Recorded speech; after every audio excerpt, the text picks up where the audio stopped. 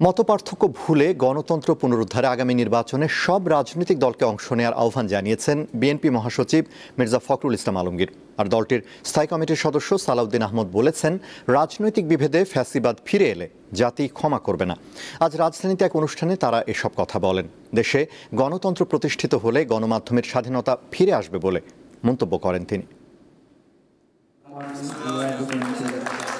সকালে রাজধানীর শিল্পকলা একাডেমিতে দৈনিক নয়া দিগন্ত পত্রিকার ২১তম প্রতিষ্ঠাবার্ষিকী উপলক্ষে অনুষ্ঠানের আয়োজন করা হয়। এতে যোগ দেন সরকারের উপদেষ্টা, রাজনীতিবিদ, শিক্ষক, অর্থনীতিবিদ, সাংবাদিক সহ বিশিষ্টজনরা।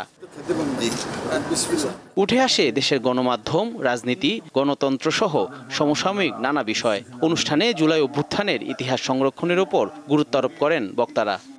যে বাকশাল ১৯৭৫-এ কায়েম করতে চেয়েছিল, সেটা শেখ হাসিনার বাবা পারেননি, কিন্তু শেখ হাসিনা পেরেছিলেন। হাসিনার আমলের ১৫.৫ বছরে যতগুলো যা হয়েছে প্রত্যেকটা ডিটেলস লিখে রাখা, হিস্ট্রি লিখে রাখাটা আমাদের একটা নৈতিক দায়িত্ব।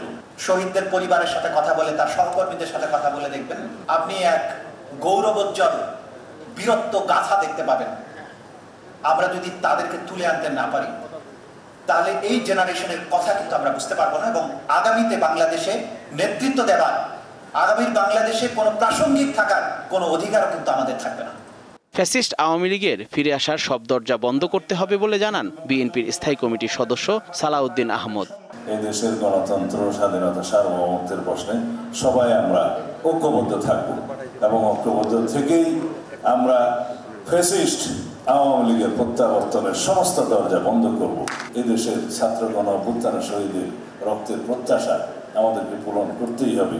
যদি আমাদের অনৈক্যের কারণে, আমাদের বিভেদের কারণে কোনো সময় কোনো ফাঁকে যদি ফ্যাসিবাদের প্রত্যাবর্তনের কোনো আশঙ্কা থাকে, এই জাতি আমাদেরকে ক্ষমা করবে না।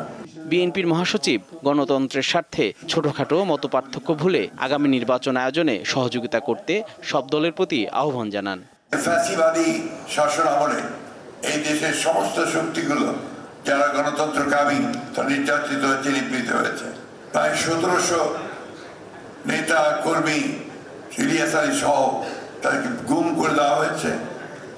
আমাদের এই আলেম উলেমা, জামাত ইসলামের নেতৃবৃন্দ, আমাদের মৌলানা নিজামী সাহেব, জামান সাহেব, কাশেমি সাহেব, এই পত্রিকার যে প্রকাশক ছিলেন, তাকে সহ অনেকে মৃত্যুদণ্ড, সালাউদ্দিন সাহেব সহ তাদেরকে মৃত্যুদণ্ড দেওয়া হয়েছে মিথ্যা মামলায়। আমি আহ্বান রাখবো সকল রাজনৈতিক দলের কাছে যে আমাদের ছোটখাটো সমস্যা এগুলোকে দূরে রেখে গণতান্ত্রিক ব্যবস্থাটাকে আমরা ফিরিয়ে আনার জন্য সবাই এই নির্বাচনে অংশ নেই। ছাত্রদের অভ্যুত্থানের ইতিহাস ধারণ করে নতুন বাংলাদেশ নির্মাণের গুরুত্ব দেন বিএনপি নেতারা। জহুরুল মোহসান, দীপ্ত সংবাদ, ঢাকা।